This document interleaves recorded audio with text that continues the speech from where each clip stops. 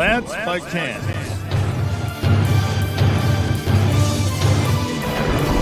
The untold story of him wrestling as a Von Erich. LanceByChance.com. Fans, welcome back for Working Fans Wednesday, episode 28. I'm producer Joe. I will be joined shortly by the man they call Dave and AJ Strange-Brew. And tonight we are doing a live 5-3-1 on top Randy Savage matches, as well as covering tonight's MLW and AEW cards.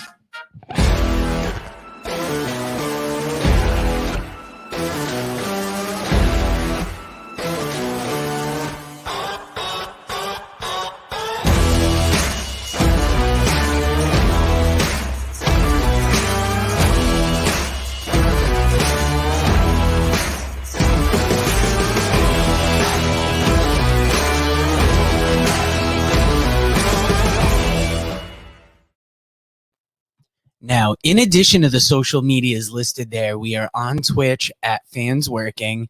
Our email is workingfanswrestlingpod@gmail.com.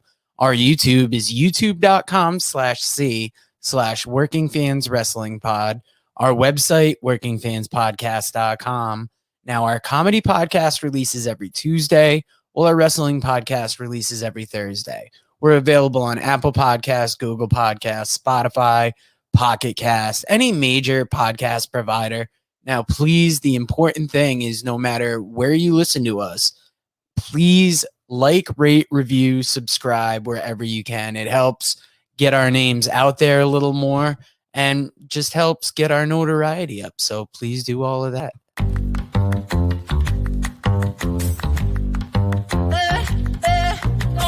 Get the Lambo car, house in the hills with the stars. Told you I'd raise the bar, told you that I go far. Baby, it's crystal clear. I'm not a souvenir. I'm not an accessory. I'm a necessity. So come and check me out now. I'm a necessity. So come and check me out now.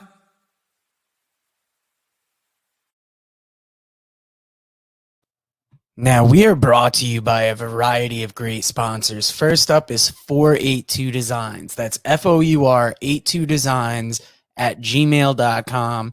Hit them up for any of your screen printing needs. We've had them make shirts, beautiful stickers for us. You will be happy with the product there. WrestleTopia. At WrestleTopia on Twitter and WrestleTopia on Facebook. You've seen JD Sloan on the show. I talk every week about the great Google Drive sales he has over there. It's a new month. Hit him up, see what he's got. Knockout Wrestling. You know, Dave and I are the commentary team for them. AJ runs the Knockout Rewind podcast, which is gaining hold and doing some great numbers. We actually have shirts available up at knockout-shop.com. Go pick up a Working Fans Podcast t-shirt. We get a cut of the proceeds, and it lets the hottest up-and-coming company in Florida know who you support. Next up, Lance by Chance. You saw the commercial at the top of the show. Lance by Chance, written by Vinnie Barry and Lance Vaughn. It's the story of how Kevin Vaughn became Lance Von Erich and then Lance Vaughn. His life before wrestling, how he got into the business, and the even more wild life that he lives outside of the business. I've said before, this is a book I think anyone can enjoy, and you should definitely go pick it up.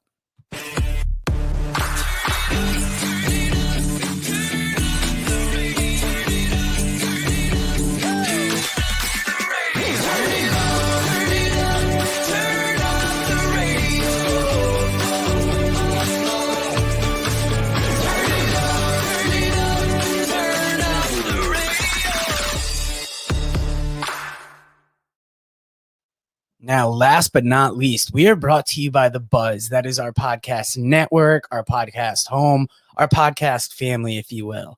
If you're keeping up with The Buzz Network, you know that me and Dave guested on regularly scheduled hostilities last week. If you're not familiar with the network, here is a quick commercial detailing the the variety of live shows we offer over there.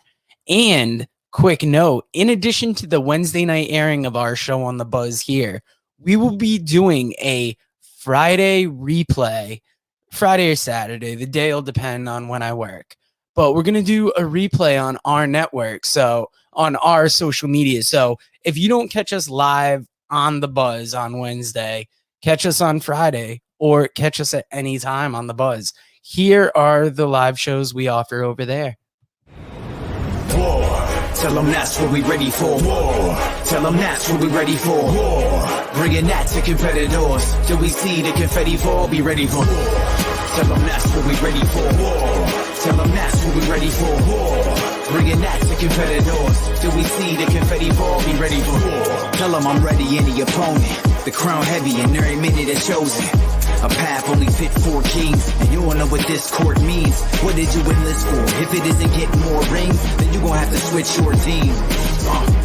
Trust me, it gets more mean. I'm a nightmare going up against your dreams. First step is explosive like a bomb hit. Bet if I let it fly, I cannot miss.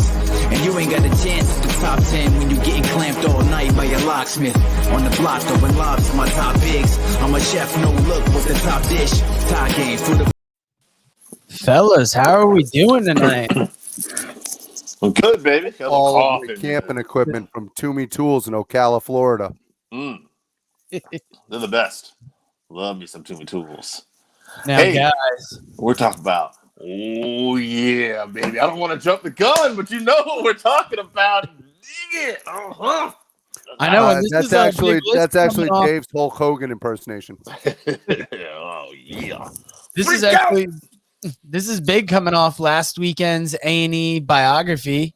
Chuck Winchester wanting to support the boys. Get the shirt. Thank you. That's right, Chuck. Winter coming all the way from the top. Uh-huh. He saw the cream rise to the top last week on his show, and he can't get enough of it.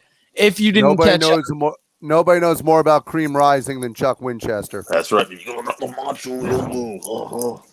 last Thursday, we guested on regularly scheduled hostilities, had a blast. But tonight, we're talking top Randy Savage matches. And God, after that biography, how good is Randy Savage? Like, isn't that one of the things that highlighted the most? Cream of the crop. The man could call a match on the fly. That's for damn sure. Yeah, I love that. Was part of my favorite was him and Ricky Steamboat talking about how they would quiz each other. You know, okay, 33 is what? Now take it to the rest of the match. You know, it's like, oh my God. And how great was it? Hulk Hogan. No, they didn't try to steal the spotlight from us. They didn't try to do it. Randy Savage, Ricky Steamboat was like, we tried to steal the show. This is what we wanted. Like, why wouldn't they try to steal the show? Who wouldn't? I liked when they were watching. watching the match, and he's like, move 1, move 2, right, move 3.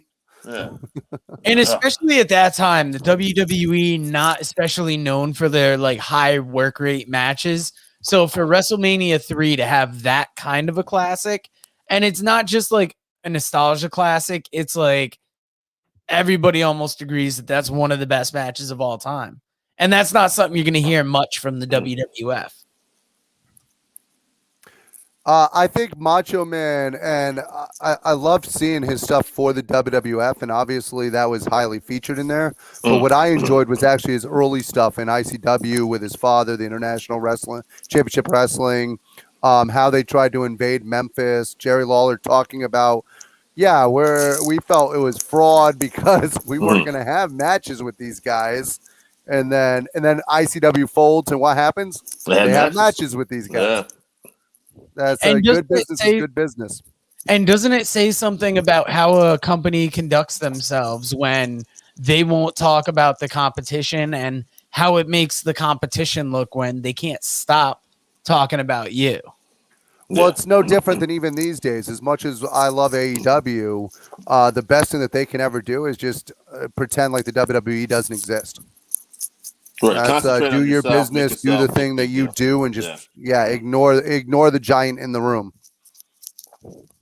100%. Now, we missed you last week, AJ. So, do you want to keep us off with a list this week? Speaking of somebody who missed you. For the record, I didn't miss you guys, but I did miss Randy Oscar. Randy, it's great to see you, buddy. Randy Oscar. Oh yeah. See that how I went straight from heel to face? Boom, big turn. All right, so let me get to my notes here. Yeah, take these extensive notes. All right. So I went down a rabbit hole. It was a very uncomfortable rabbit hole because Was I'm an a oi large hole. man. But one of the first matches that I saw that I truly enjoyed was actually from 1985 when they first got their hands on each other. Jerry Lawler versus Macho Man Randy Savage. Like we talked about in the ICW folding up. Now all of a sudden, Macho Man, who they knew was challenging Jerry Lawler every week, all of a sudden here he is on TV and they're actually fighting. And to me, that was a big one. Wrestling Classic 1985, November, I believe it was the 7th. Macho Man Randy Savage Wait a minute. Billy Jack versus Hayes? the Dynamite Kid. Oh, good one, too. If you get a chance to look that one up and you want to see two great workers in their prime, Oh. Dynamite Kid before the injuries and Macho Man at his best, absolutely incredible match. I thought you said the Wrestling Classic. I thought you said Wrestling Challenge. I'm like, wow, you picked up. No, Wrestling Classic. Yeah. But actually, WWE's like first ever pay per view, which people think was Mania, but it was actually Wrestling Classic. The first time, to my knowledge, of them actually meeting, I believe it was a heel versus heel match.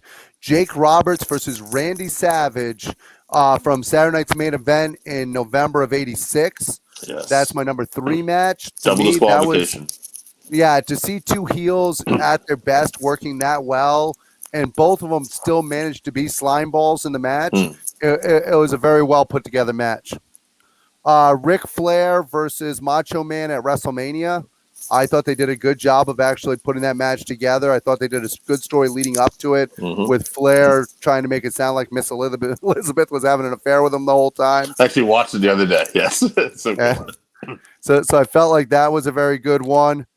And then, believe it or not, one of my favorite matches of all time, and it might not be one of his best matches, but I love the Tito Santana Macho Man match when Macho first wins it. I know everybody's going to have Steamboat and they're going to have Macho Man on there. To me, that's just too easy. So I'm going with Tito and I'm going with the Macho Man just because I think that it's what put Macho on the map for the WWE and made him legit winning that Intercontinental title. no doubt. 100%. That's a good list. Now, Dave, you want to go next? You want me to go? Sure. How you want to do this? Fine. You main event tonight, son. This is all about you. All right.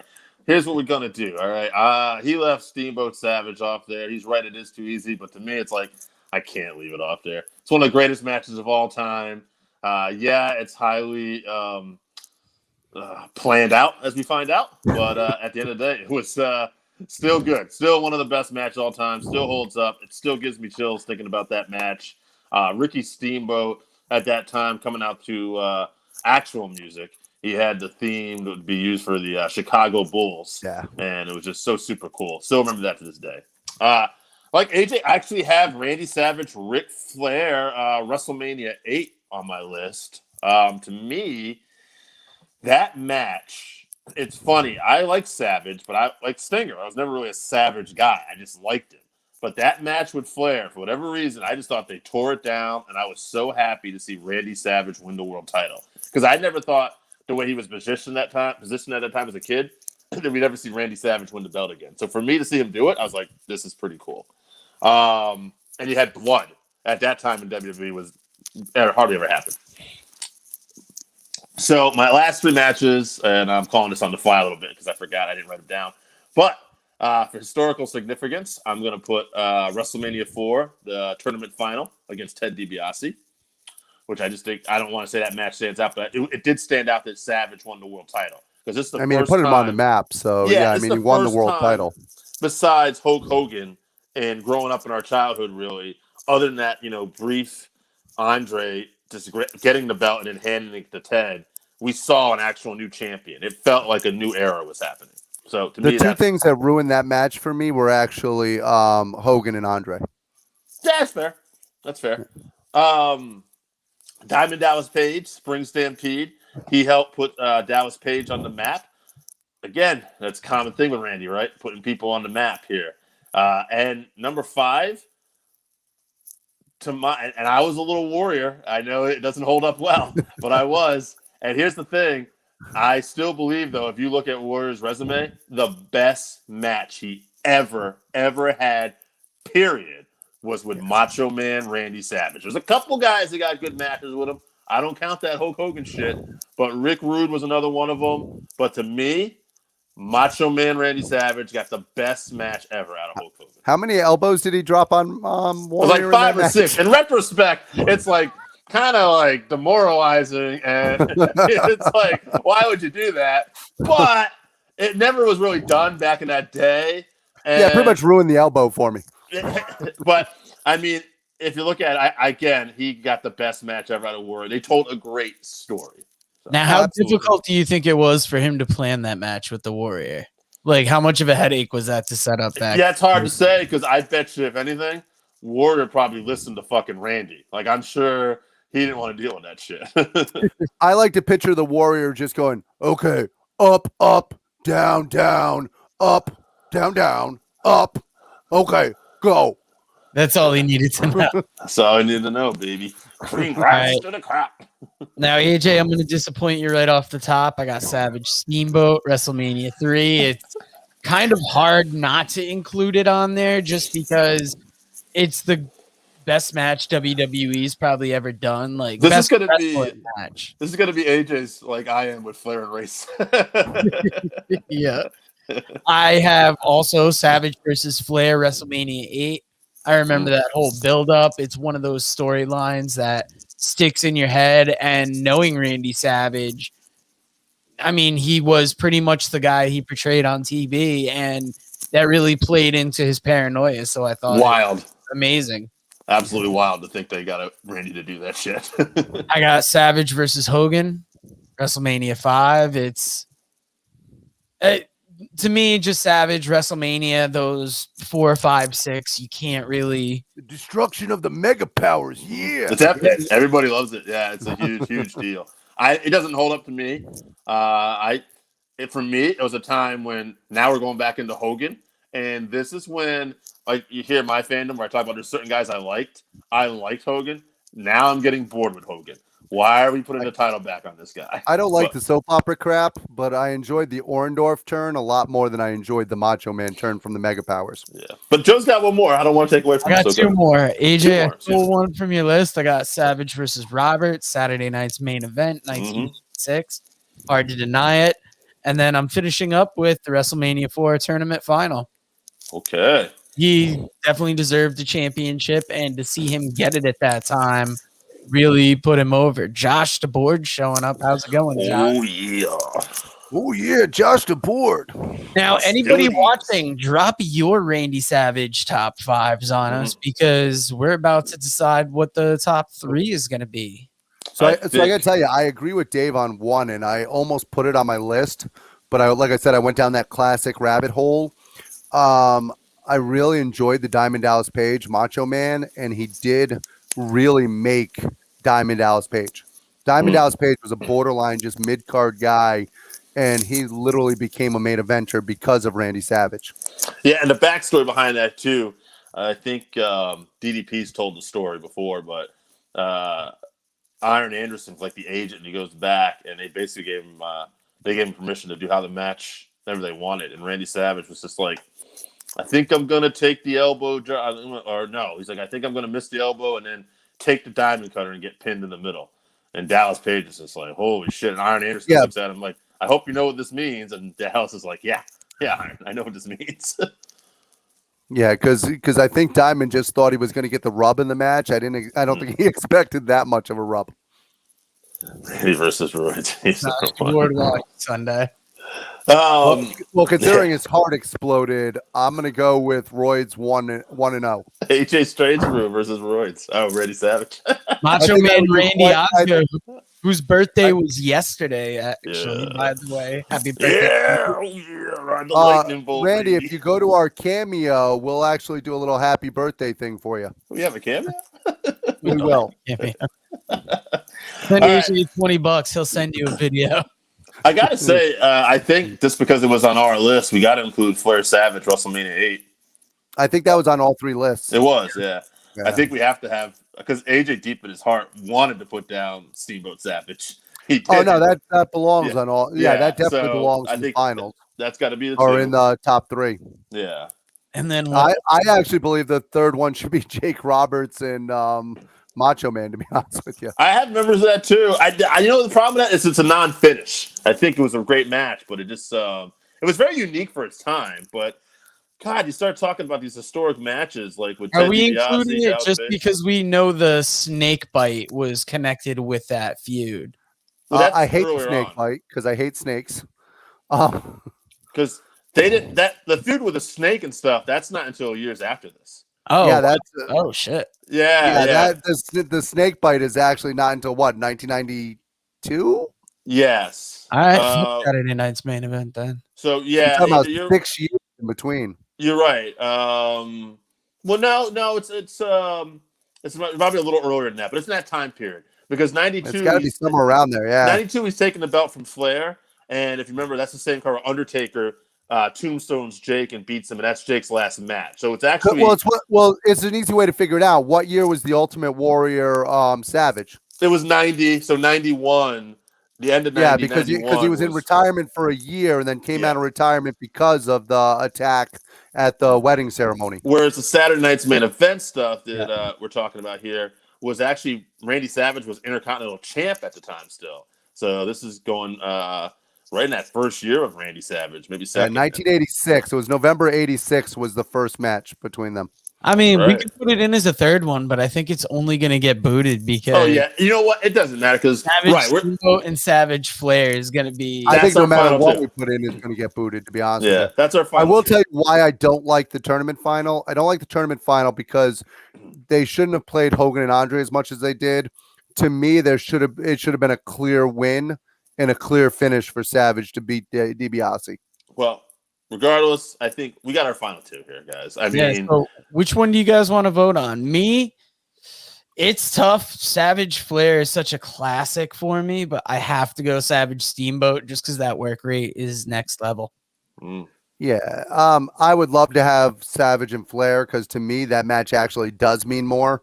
However, that's not the fair way to go. To me, it should be the one that everybody has in their Hall of Fame as the Right. best WWE match or one of the best WWE matches of all time. yeah, I'm actually a little bit more partial to Michaels versus freaking Bret Hart, but I think that it's got to be in there.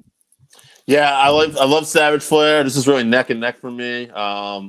They're both highlights of my fandom because I would say that Savage and Steamboat was the highlight of my young fandom, but Savage and Flair was almost like a rekindle, like WrestleMania 8. Bret Hart and Piper and Savage and Flair like really helped rekindle my love for wrestling when I was starting to maybe get a little bored with it. So, Well, plus it was the only time that Savage had an opportunity to beat the real world's champion. And I mean, I'm going to argue that maybe Savage Flair had the better, like, big build story wise, like WWF story with the pictures and how they connected it with WWF you know what? magazine. The other one had the ring bell to the throat, yes, had the compelling story behind it, and then had the amazing in-ring work to back it but up. what's funny about that is because even though they're both a long time ago for me, and I just watched it the other day, you're right. You have that compelling storyline with 8 and all that. But when I think back, I remember they had Steamboat like taking speech classes and like learning how to talk again and training his voice. And they would delve into this thing constantly. And Bruno Sammartino, who was the backstage interview, tries to choke Randy Savage because he's so mad what he just done. So they're both really good. I agree. At the end of the day, it's got to be Savage Steamboat because I think that is the match that's just universally. One of the other things that they did to make Savage look even more of a bad guy in that time period was, if you remember, he had the match not only with the ring bell with Steamboat, but he had those matches with George Steele. Oh, yeah. And where Miss Elizabeth showed compassion for George Steele, and he was getting more and more angry because she was having compassion. And then George Steele ended up being in the corner for Steamboat, and you had Elizabeth obviously with Macho. Yeah, Elizabeth, get in the corner, like I told you. Well, guys, you know what the music means. We have a winner for this week's 531. But you guys didn't just come for the live 531. You came to find out what's going on tonight's TV. How big is Batista's dick? MLW has a pretty good card, not as loaded as AEW, but they've got Leo Rush versus Myron Reed 2 for the world middleweight title. Well, this is the season finale, right, for MLW? Season finale, that's right. Yep, Alicia 2 is actually going to have information on the upcoming season, which is going to kick off with a taping at the 2300 Arena. And they're back June 3rd or something, is that correct? Yep, from the taping in Philadelphia. Yeah. I heard from my sources that we might also find out who the leader for Azteca might actually be. That we might get a little bit more detail into that and find out what's going on. Oh, I got sources on me. As well as that, they're going to have to look at Contra's contractual control over the World Heavyweight Championship. Mm-hmm. You got Caribbean champion Richard Holiday in action. And then we've also got Gringo Loco versus Laredo Kid. I love that It's going to be a hell of a match. It's not going to be Rush Reed level, but it's going to be a good opener for that. I just love Holiday's still the Caribbean champion. It's so funny. Well, he is Carlito cool. Yeah. Now, guys, probably the show everybody's talking about tonight. It's on all our minds. The return of the Cage on TNT. How do you guys like the graphics for Blood and Guts coming into this? I love the old school, almost Royal Rumble type graphics they've had for it. I mean, design. I really like the Road to series. If anybody hasn't watched that yet, they did a Road to Blood and Guts. Yeah. It's like 14 minutes long. Yeah. Yep. That was just they've done a good job with all of their Road 2s. A lot of times I enjoy those as much as any vignette or any promo they have for the show. But like Joe said, they did do a great job this leading up to it and actually bringing the feeling of Blood and Guts with what they're doing. So there's some other matches on tonight, though. The match is on tonight. We got Cody Rhodes versus QT Marshall, Omega and Michael Nakazawa versus Moxley and Kingston. I think there's a weak link there. Britt Baker's going to be in action. Will be fine. You versus Jurassic Express versus Varsity Blondes versus the Acclaimed. And obviously the Blood and Guts match to headline this. The Pinnacle versus the Inner Circle. I don't know how they're going to fit all this into a 2-hour show, honestly. Well, there's something to note, too. The Acclaimed, Jurassic Express, SCU, Varsity Blondes, the winner gets a shot at tag belts, too. I think it's got to be SCU. Yeah. Especially after that promo last week. They cut a hell of a promo. Yeah. And unfortunately, I think they're going to lose and end up breaking up and retiring Christopher Daniels. But that was a hell of a promo. Also, Miro's going to speak tonight, too, which I think is noteworthy because Miro has just killed it, whether it's promos or anything. I think he has an intensity. I love what he did Dark Elevation that he had a good match on. He really smashed somebody. Well, he just came back and he just destroyed Kip Sabian there. Yeah. And he's like, okay, I forgive you now. It's like, oh, I love what we're doing with this guy all the time. And how good is it to see Varsity Blondes fucking lifted up into this tag team picture? It's so cool, and it's exciting to see, with the sad story being told of Brian Pillman Sr., coincidentally, now we're seeing his son take off in the spotlight, so that's awesome. Well, we saw the lead-in. We saw the preview, the first part of the episode this week. They released it on YouTube, and now you're going to get a chance to see part 2 and part 1 all in one shot.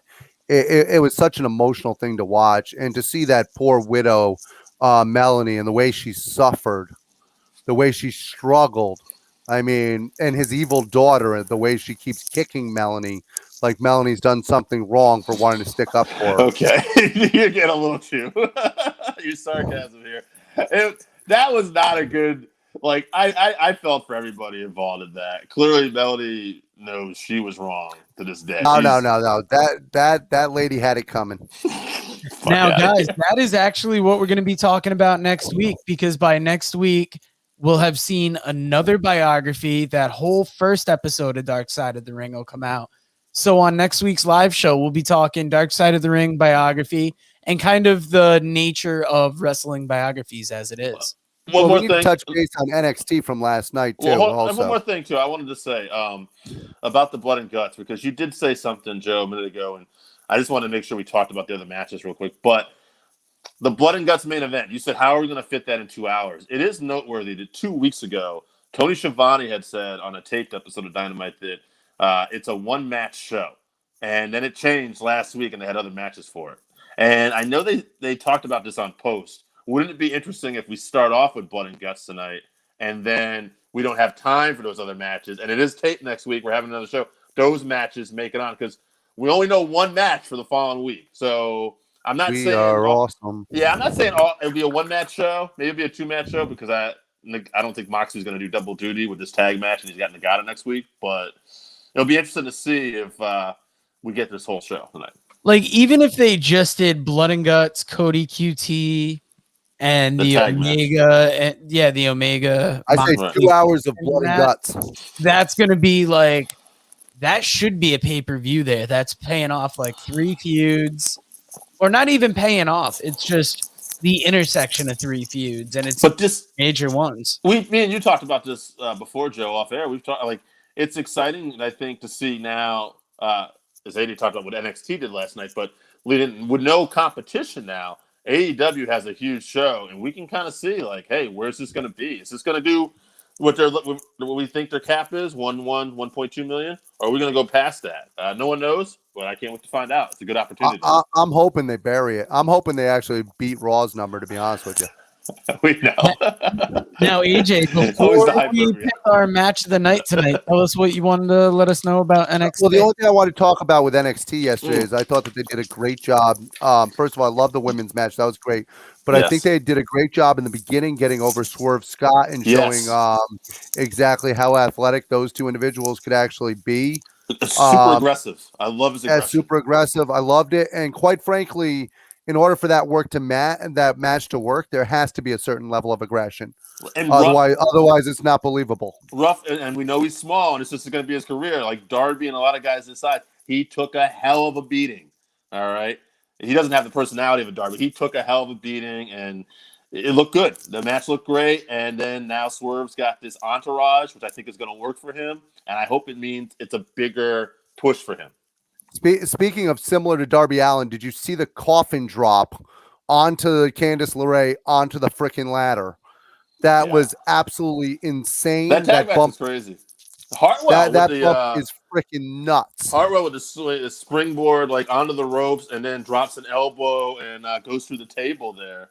That shocked me because Hartwell half the time looks like she's uncoordinated, and then all of a sudden she does that springboard, and I'm like, where the frick did that coordination come from? I think Hartwell's been learning on the go, and I think they've been careful with her, and I think we're going to see more out of her in the future. I was very impressed. And just one more thing real quick. I thought they did a great job of getting over everybody in the main event picture. Pete Dunne, freaking Kyle O'Reilly, Prince, and obviously the champ. All of them looked amazing. And they still managed to get over Gargano and freaking get over, what's his sidekick there? Yeah, Austin Theory. They kind of teased potential Johnny Gargano across a little bit down the road, too. So, but the way Kyle O'Reilly came in with the personality and tipped his hat at Scarlett and then got in the face, I thought that was great, and I love what they're doing with Dunn. How everybody should fear him. That's and I don't want to leave out. Sorry, I don't want to leave him out. The other tag match was fantastic too. The Grizzled Young Veterans. I'm sad, but Ciampa and freaking what's his name there? They were absolutely amazing also. Now, guys, we close out the show most weeks picking our match of the night. What do you guys got for match of the night tonight? It's got to be Blood and Guts. I think this should be unanimous. I mean, I know it's not we don't all want to agree on everything, but I mean, this is the biggest match of the night. It's not even close. Like this is why we're going to wonder what AEW does for a rating tomorrow and what this means. And this is a very exciting possibility. Yeah, I want like Rush Reed, but it's got to be Blood and Guts. Yeah, I think the Pinnacle has got to get the rub here. I hope so. I don't see how if Inner Circle goes over and they don't get the rub, then you're just burying a team that you just put together. So to me, they've got to get the rub. I am looking forward to that match. I am not looking forward to Cody and QT Marshall. I think Cody's been away from the ring for too long, quite frankly. He looked a little rusty just in that fight last week, and I don't like QT Marshall. So Wardlow they've been giving little things with him. I think the idea, we'll see how it plays out, is he will break out tonight And MJF, of course, the slime ball will do something slimy to take the credit and the win at the end of this. But I think that's how you play this out. You got to have a breakout star. I think Wardlow will be that guy, and I think MJF will be the guy who gets all the heat at the end, though. Agreed. Nice. Well, we got some bold predictions tonight. Guys, enjoy your Wednesday night watching, and we will see you again next week when we talk wrestling biography. Yeah, take it to the limit. Work it in. dig it. Uh-huh.